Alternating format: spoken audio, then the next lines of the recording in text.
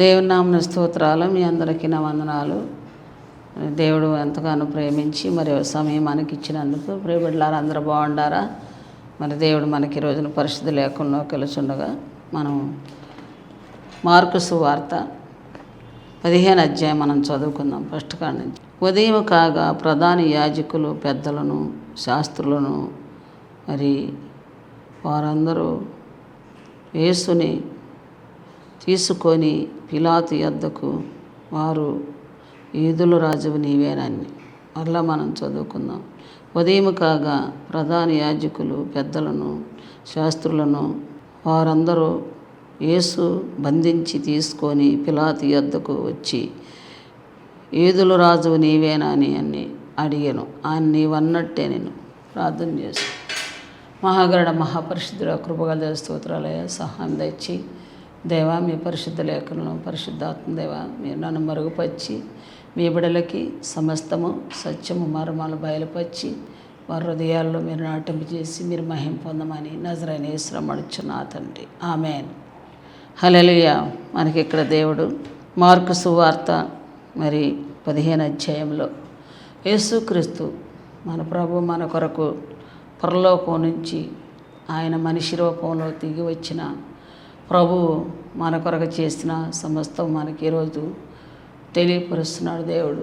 అంటే యేసయ్య మరి ఏ నేరము ఏది కూడా మరి చేయలేదు. ఆయన అందరి కొరకు ఆయన వచ్చి రక్షణ కోసము పరలోకంలో ప్రతి ఒక్క బిడ్డను చేర్చాలని, భూలోకంలో మరి ఈ పాపము నిర్మూలన చేసి మనిషిగా ప్రతి మనిషికి దేవుడు ఉన్నతమైన భాగ్యాన్ని ఇవ్వాలని వచ్చాడు. కానీ ఇక్కడ అంటున్నారు యేసుని పట్టుకొని మరి ఎందుకు ఆయన ఏం చేశాడని. మన జీవితంలో అన్ని మేలులే చేశాడు ఆయన. అంటే సత్య సువార్తని ప్రకటిస్తుండగా ఆ దినములో నుంచి ఈ దినము వారికి సత్య సువార్తని ప్రకటిస్తానికి ఏ మనుషులు కూడా ఇష్టపడినట్లుగా మనకు కనపడుతుంది. కానీ అందుకే ఆయన ఇష్టపడినా ఇష్టపడకపోయినా ఆయన మహిమను ఎల్లడి చేయటానికి, ఆయన తిలుగు త్యాగం చేయటానికి ఈ భూలోకానికి దిగి వచ్చాడు. హల్లెలూయా. దేవుని నామానికి మహిమ కలుగునుగాక. మరి ఇక్కడ అంటున్నాడు యూదుల రాజు నీవేనా అంటే నువ్వు అన్నట్టేనా అంటున్నాడు. యూదుల రాజు నీవంటే దేవుడు మరి ఆయన రాజే గనక ఆయన నిజంగా రాజు. పరలోకములో కానీ భూలోకములో కానీ ప్రతి స్థలములో ఆయన రాజుగానే ఏలుతున్నాడు. ఆయనకి ఎవరు కూడా మరి ఆయనకి సాటి ఎవరు లేరు. భూలోకంలో ఎన్ని కల్పితములు కల్పించినా, ఎన్ని చూపించినా సత్యం అనేది ఎవరు ఆపలేరు, ఎవరు దాన్ని చేయలేరు. అందుకే ఇక్కడ సత్య రాజ్యాన్ని, ప్రేమ సామ్రాజ్యం ఇవ్వటానికి దేవుడు చేసిన ఒక గొప్ప త్యాగం.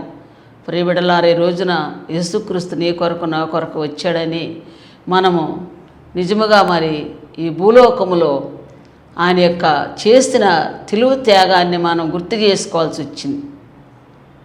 ఎందుకంటే ఇక్కడ అందరూ కూడా ఆయన మీద ఎన్నో నేరాలు మరి మోపుతూ ఉండారు.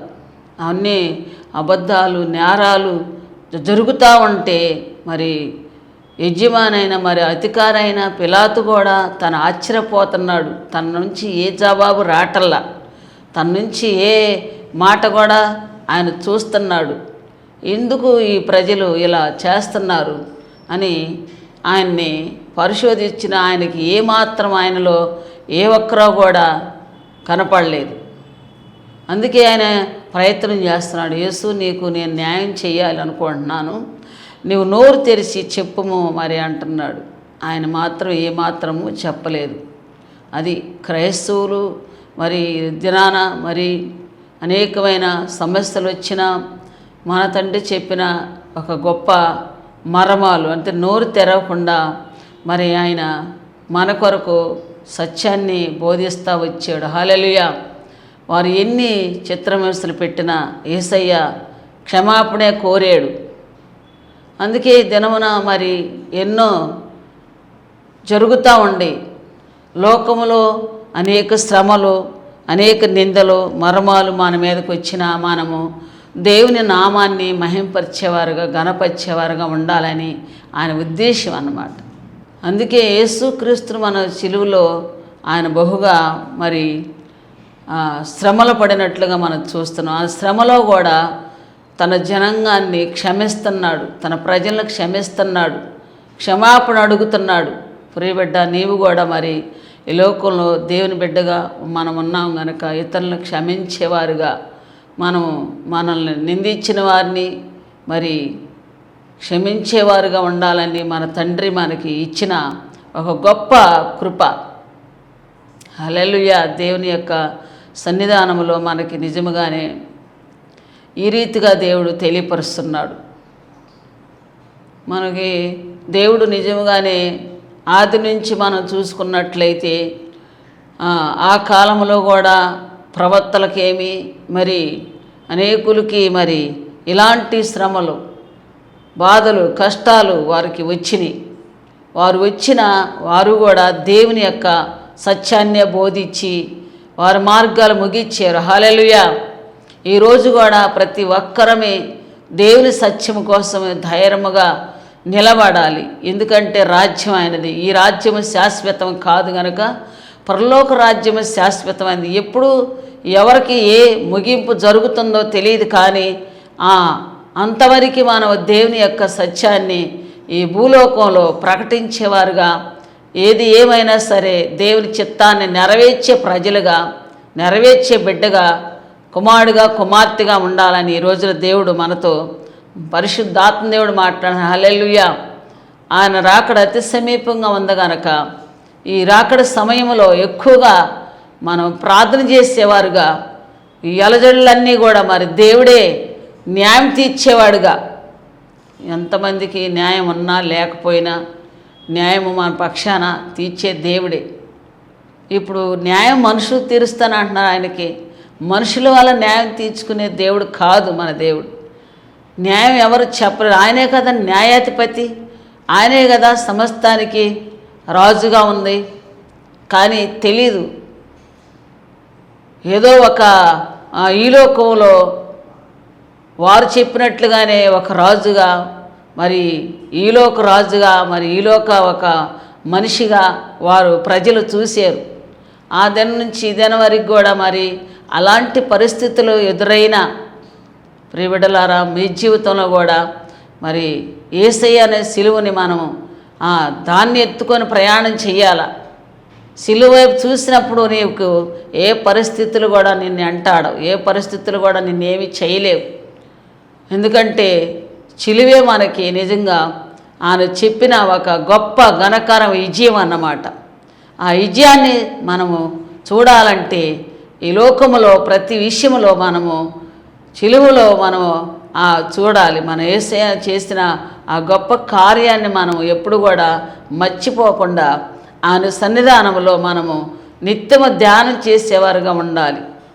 అందుకే ఇక్కడ మనకి అపొస్తలుల కార్యాలలో మనకి కనపడతారు. సౌలు పౌలుగా మార్చబడ్డాడు కదా, మరి ఎంతో సంఘాన్ని హింసించాడు, ప్రజల్ని హింసించాడు.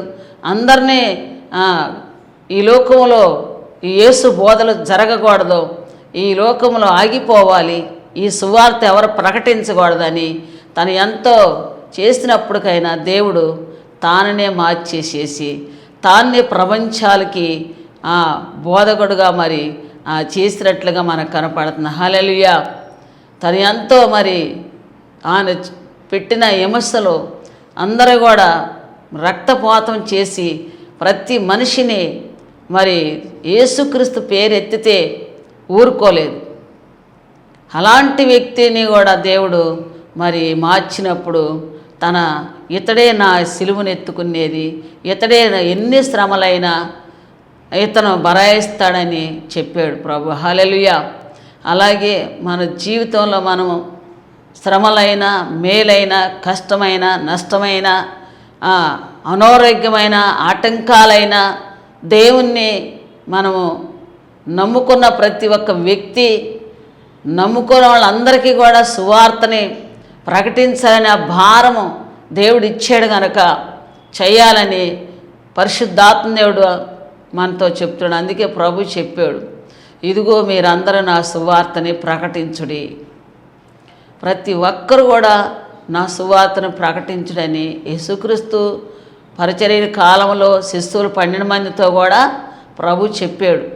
ఏమనంటే, ఈ సర్వలోకానికి వెళ్ళి నా సువార్తని ప్రకటించండి. మత్తయి సువార్త 10వ అధ్యాయంలో ప్రతి ఒక్క సువార్తలో దేవుడు వారికి చెప్పిన ప్రతి మాట సర్వలోకానికి వెళ్ళి నా సువార్తని ప్రకటించండి అని చెప్పాడు.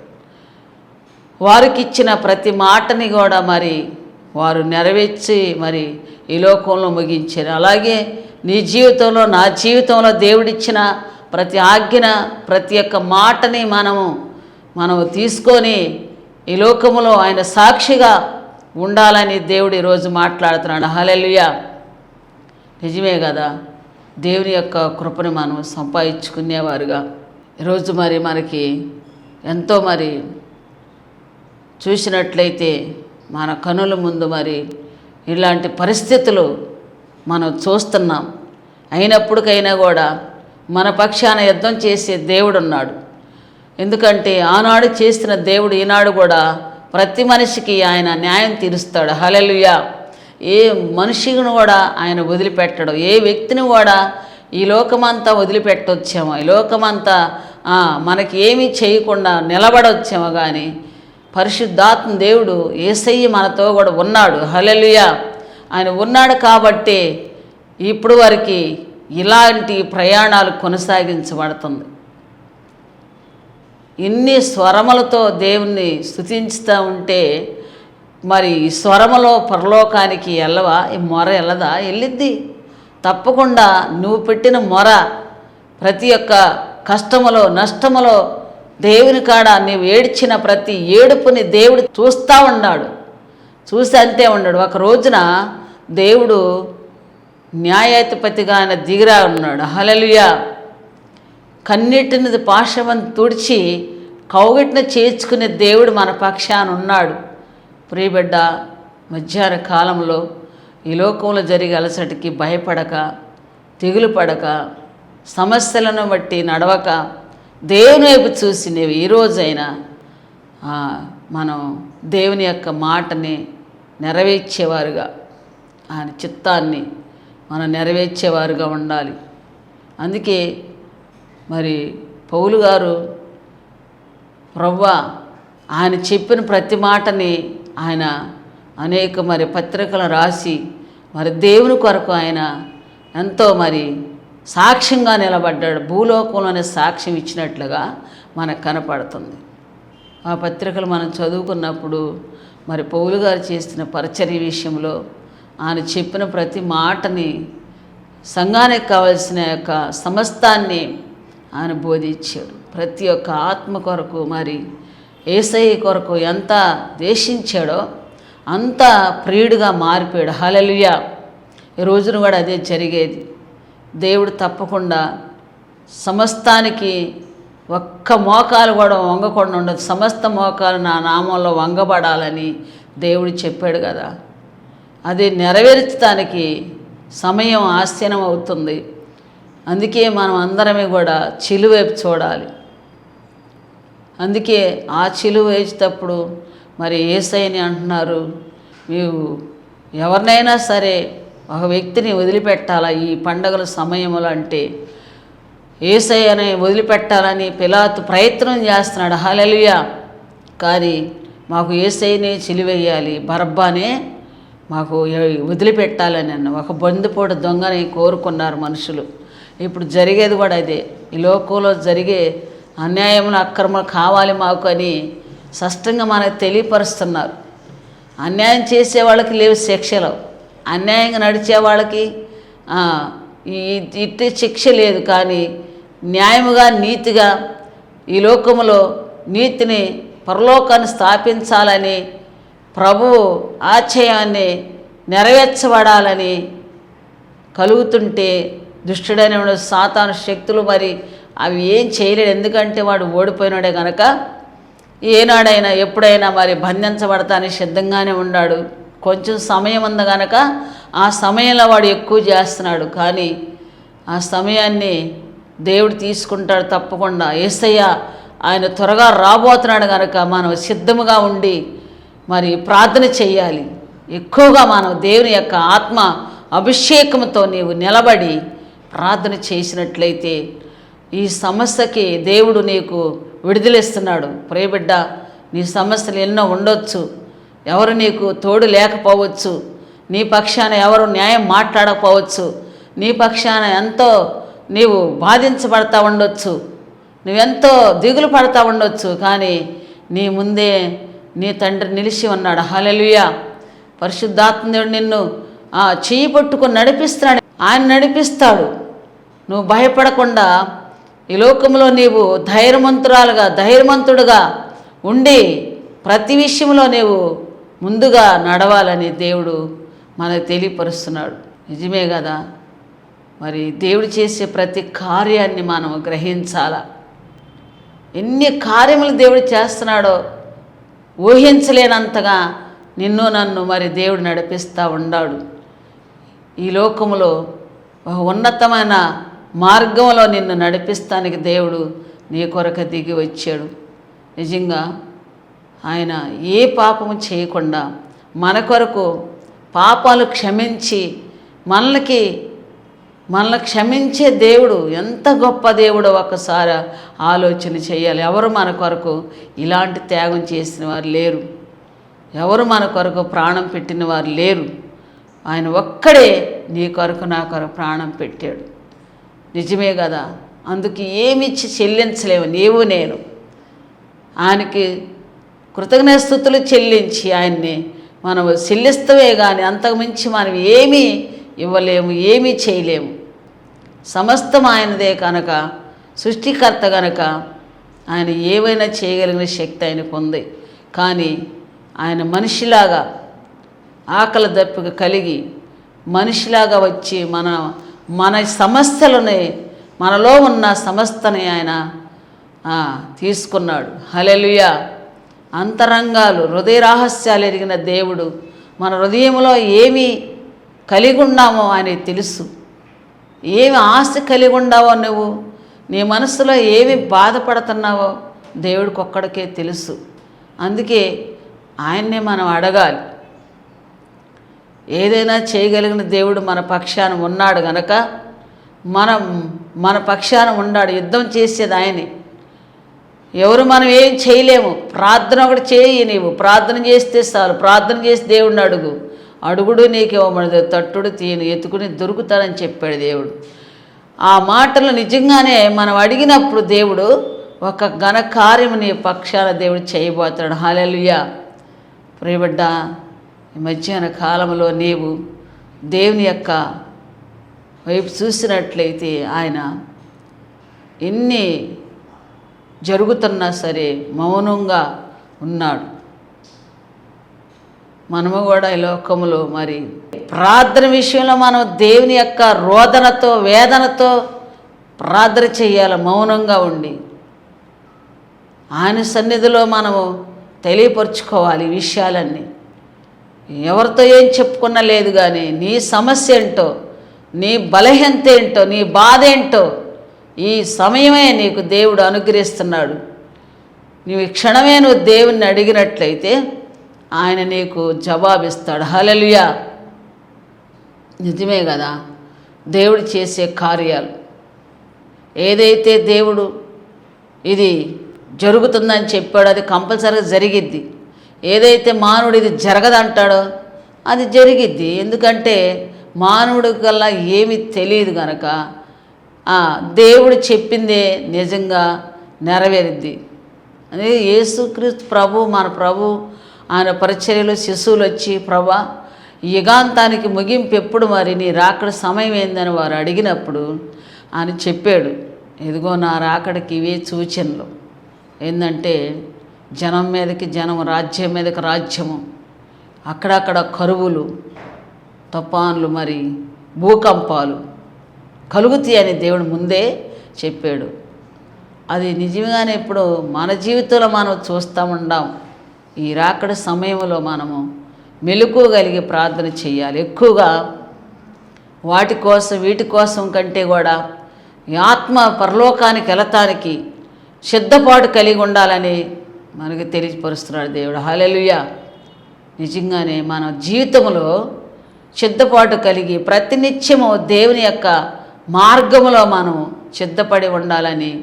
అంటే తెలియదు రాకడే సమయం ఆయన డేట్ ఇవ్వలేదు కనుక ఎవరికీ తెలియదు ఆ విషయం.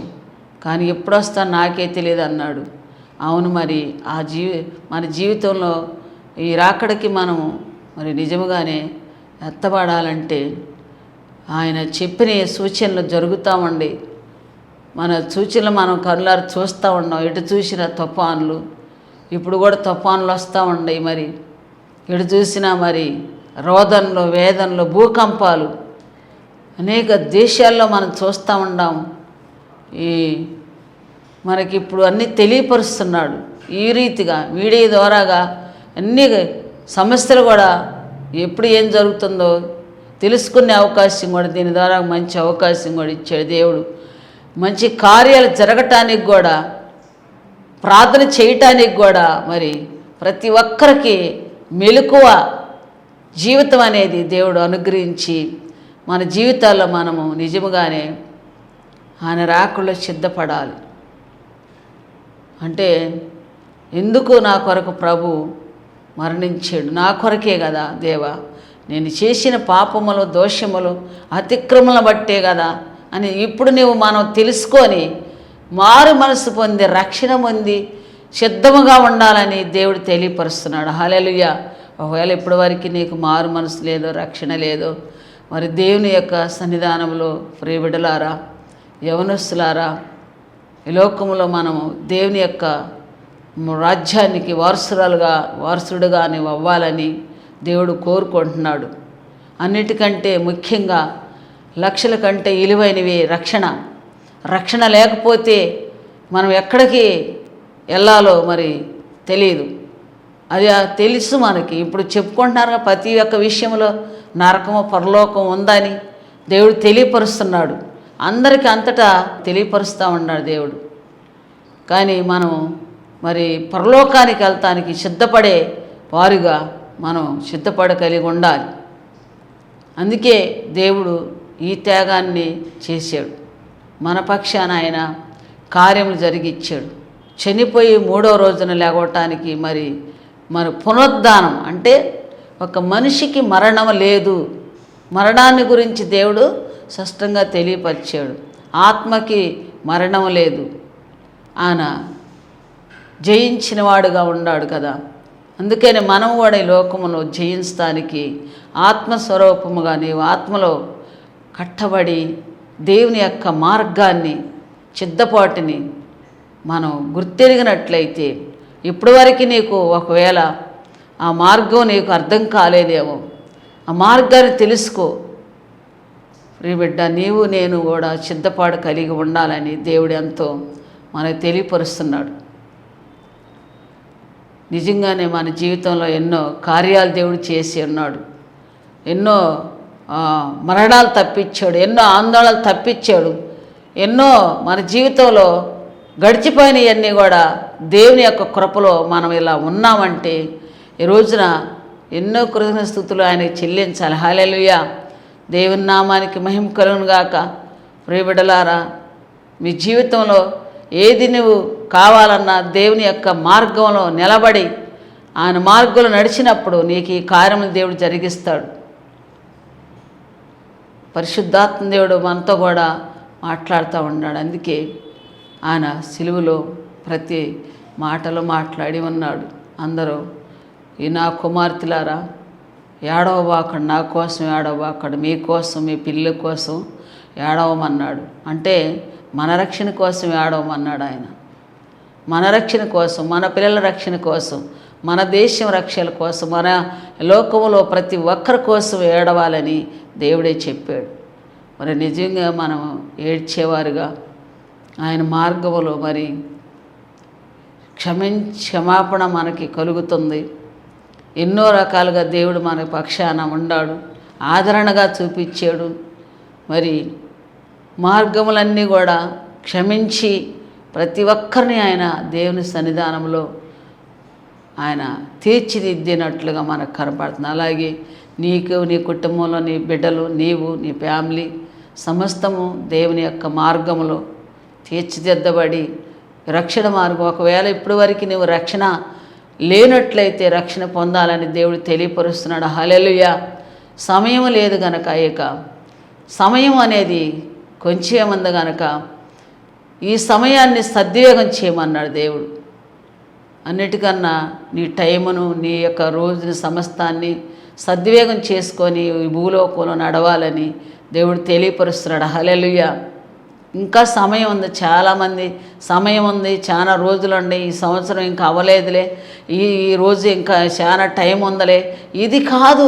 అందుకని మనము దేవుని కృపని సంపాదించుకునేవారుగా మరి ఆయన చెప్పిన ప్రతిదీ విషయంలో మనము ఆ చిలువు భారం మోసి మన కొరకు ఆయన ఇచ్చిన గొప్ప రక్షణని కాపాడుకోవటానికి, లేని వారు పొందుకోవటానికి, ఈ భూలోకంలో ఈ యొక్క సమస్యలన్నీ కూడా చూస్తూ ఉన్నాం కనుక దేవుని మీద ఆధారపడి మనము దేవుని యొక్క ముగింపులో మనం సిద్ధపాటు కలిగి, ఆయన ముగింపు వస్తుంది కనుక మరి త్వరగా ఆయన రాకడ వస్తుంది కనుక రాకడలో మనం సిద్ధపడి ఉండి ఆయన మహిమను మనం చూసేవారుగా, ఆ రాజ్యానికి మనం చేరేవారిగా ప్రతి ఒక్కరూ మెలకువగలిగి ప్రార్థన చేసి భూలోకంలో సాక్షిగా నిలబడి మనం ఆశీర్వదించబడాలని దేవుడి మాటలు దీవించునుగాక. ఆమేన్.